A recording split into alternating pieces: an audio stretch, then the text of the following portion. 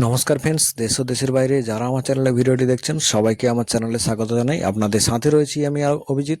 তো আজকের আমি আলোচনা করতে চলেছি যে খাঁচায় এই বদ্রি পাখি, জাভা, লাভবার্ড এসব জিনিস পালন করার জন্য খাঁচায় বা পালন করা বা পোষার জন্য যে লাইসেন্স দরকার হয় কিনা সেটি নিয়ে আজকের বিস্তারিতভাবে আলোচনা করব। আলোচনাটি শুরু করার আগে অবশ্যই আমার চ্যানেলে যারা নতুন, চ্যানেলটিকে সাবস্ক্রাইব করে ফেলুন, কারণ পাখি পালন সংক্রান্ত বিভিন্ন রকম টিপস আমার চ্যানেলে আপনি পেয়ে যাবেন। তো চলুন বন্ধুরা, আজকে বিষয়টি নিয়ে শুরু করা যাক।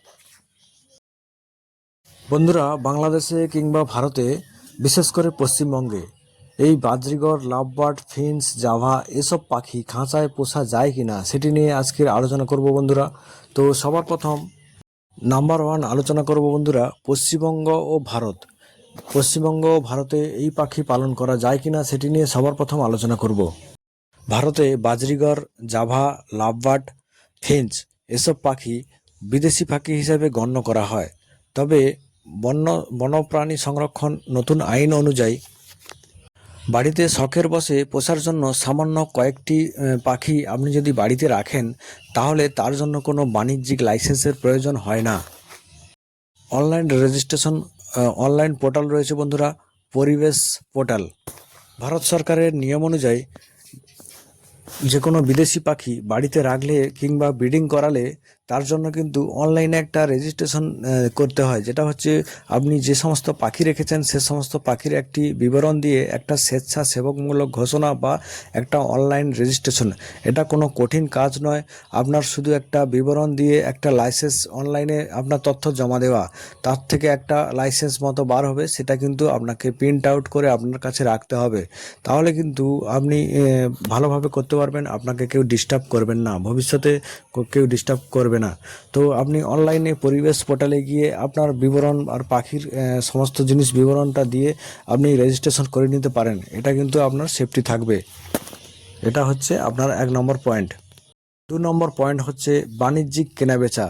আপনি যদি বড় আকারের বাণিজ্যিক খামার করতে চান অথবা কেনাবেচা করতে চান পাখি, তার জন্য কিন্তু আপনাকে বন দপ্তরের তরফ থেকে একটা কাগজ করে নেওয়া উচিত, যেটা হচ্ছে লাইসেন্স টাইপের একটা কাগজ হয়, সেটা কিন্তু করে নেওয়া উচিত। আর পরিবেশ পোর্টালে আপনার কিন্তু সমস্ত জিনিস আপডেট রাখতে হবে সবসময়ের জন্য। তাহলে কিন্তু আপনি ভালোভাবে আপনার বড় আকারের যে খামার তৈরি করবেন বলে ভাবছেন, বা বড় আকারের কেনাবেচা যেটা হচ্ছে বাণিজ্যিক, তো তার জন্য কিন্তু আপনার কোনো অসুবিধা হবে না। আপনি কিন্তু পরিবেশ পোর্টালে নিয়মিত আপডেট করতে পারেন আর বন দপ্তর থেকে যোগাযোগ করে একটা কাগজ করে নিতে পারেন, তার জন্য কিন্তু আপনার সুবিধা হবে। তো এটা কিন্তু আপনি করতে পারেন, এটা আপনার 2 নম্বর পয়েন্ট। বন্ধুরা, 3 নম্বরে রয়েছে কিন্তু বাংলাদেশ বন সংরক্ষণ আইন। যারা বাংলাদেশে রয়েছেন সে সমস্ত বন্ধুরা কিন্তু বাংলাদেশের ক্ষেত্রে দেখবেন একটু নিয়মটা কড়া রয়েছে, বন সংরক্ষণ আইন রয়েছে, তার জন্য কিন্তু আপনাকে কিছুটা ব্যবস্থা নিতে হবে, সেটি আলোচনা করব। বাংলাদেশে বন্যপ্রাণী সংরক্ষণ ও নিরাপত্তা আইন অনুযায়ী বাংলাদেশে কিন্তু কেনা বেচা করার জন্য, যেটা হচ্ছে পাখি পালন বা পাখি কেনা বেচা করার ক্ষেত্রে আপনাকে পজিশন লাইসেন্স, যেটা হচ্ছে বন দপ্তর থেকে আপনাকে অবশ্যই নিতে হবে। এটা বাধ্যতামূলক। এটা কিন্তু যে সমস্ত বন্ধুরা বাংলাদেশ থেকে আমার ভিডিও দেখছেন সে সমস্ত বন্ধুদেরকে বলি, আপনারা বন দপ্তরের সঙ্গে বা ফরেস্ট ডিপার্টমেন্টের সঙ্গে কথা বলে কিন্তু আপনারা এইটা কিন্তু কাগজ বা লাইসেন্স করে নিতে পারেন। তারপরে কিন্তু আপনি পাখি পালন করুন। এগুলো হচ্ছে বিদেশি পাখি, এগুলো ব্রিডিং করার ক্ষেত্রে আপনাদের বাংলাদেশে কিন্তু অনেক নিয়ম পালন করতে হয়, যেটা বন্যপ্রাণী সংরক্ষণ বা নিরাপত্তা আইন যেটা রয়েছে, তার জন্য কিন্তু এই সমস্ত জিনিস আপনাকে কাগজ করে পালন করতে হবে। যেটা আপনি ব্রিডিং করান, আপনি যদি বাড়িতে ব্রিডিং করান আর যদি এই বাজরিগর, জাভা, ফিন্স এই সমস্ত পাখি পালন করেন, এগুলোর জন্য কিন্তু আপনাকে বন দপ্তর থেকে একটা লাইসেন্স করে নেওয়া বাধ্যতামূলক। এটা কিন্তু আপনি মাথায় রেখে চলবেন। বন্ধুরা, বাংলাদেশের জন্য নিয়ম রয়েছে, যেটা হচ্ছে ফি শৌখিন, এর জন্য কিছু পাখির যে লাইসেন্স করতে হয় তার জন্য কিন্তু কিছু ফি প্রয়োজন হয়, যেটা হচ্ছে 1000 টাকা করে খরচ হয়। আপনি যদি বাড়িতে অল্প কিছু পাখি, যেটা হচ্ছে আপনি শখের বশে পালন করবেন বা অল্প কিছু পাখি রাখবেন, ব্রিডিং করাবেন, তো আপনাকে কিন্তু 1000 টাকার একটা লাইসেন্স পাওয়া যায়। তো সেটা কিন্তু আপনাকে করতে হবে, সেটা পরপর করে আপনাকে নবায়ন করা উচিত। এটা কিন্তু মাথায় রেখে চলবেন। এটি কিন্তু নির্দিষ্ট সময়ের পর পর কিন্তু আপনাকে আপডেট করতে হবে বা রিনিউ করতে হবে। এটা কিন্তু আপনি মাথায় রেখে চলবেন। নির্দিষ্ট একটা সময় লিমিট থাকে এই লাইসেন্সের।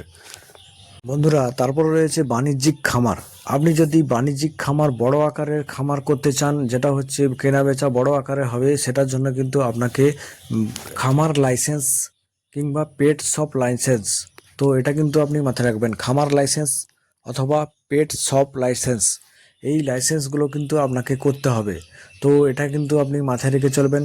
বড় আকারের breeding shop, breeding set up, আর বড় আকারের কেনা বেচার জন্য যে খামার আপনার থাকবে, তার জন্য কিন্তু এই দুটো লাইসেন্স আপনাকে করতে হবে। তো এটা কিন্তু আপনি যোগাযোগ করে করতে পারেন বন দপ্তরের সাথে, যারা বাংলাদেশে থাকেন। তো বাণিজ্যিকভাবে করার জন্য এই লাইসেন্সগুলো অত্যন্ত জরুরি। তো আপনারা কিন্তু এগুলো মাথায় রেখে চলবেন। বন্ধুরা, সবার শেষে একটি মূল কথা বলবো। এই যে পাখিগুলো রয়েছে, বাজরিগর, জাভা, ফিঞ্চ, লাভবার্ড আর ককটেল, এই সমস্ত পাখি, এগুলো হচ্ছে সম্পূর্ণ খাঁচার পাখি। তো এগুলোকে খাঁচায় পোষা কিন্তু আইনে নিষিদ্ধ নয়। তো আপনি কিন্তু আইনি ঝামেলা এড়ানোর জন্য আপনাকে কিন্তু একটা ওই পরিবেশ পোর্টালে রেজিস্ট্রেশন করে রাখা উচিত, আপনি যদি ভারতে থাকেন। আর আপনি যদি বাংলাদেশে থাকেন, তাহলে কিন্তু আপনি বন দপ্তরের সঙ্গে যোগাযোগ করে আপনি কিন্তু আপনার যে লাইসেন্স হয় পাখি পোষার ক্ষেত্রে, সেটা কিন্তু আপনাকে করতে হবে।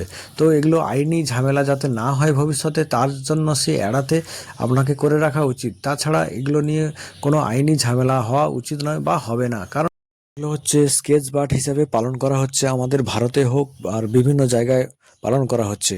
তো এগুলো নিয়ে কোনো ঝামেলা হবে না। এগুলো হচ্ছে বিদেশি কোনো বন্য পাখি নয়, এগুলোকে স্কেচ বার্ড হিসেবেই পালন করা হচ্ছে প্রথম থেকেই।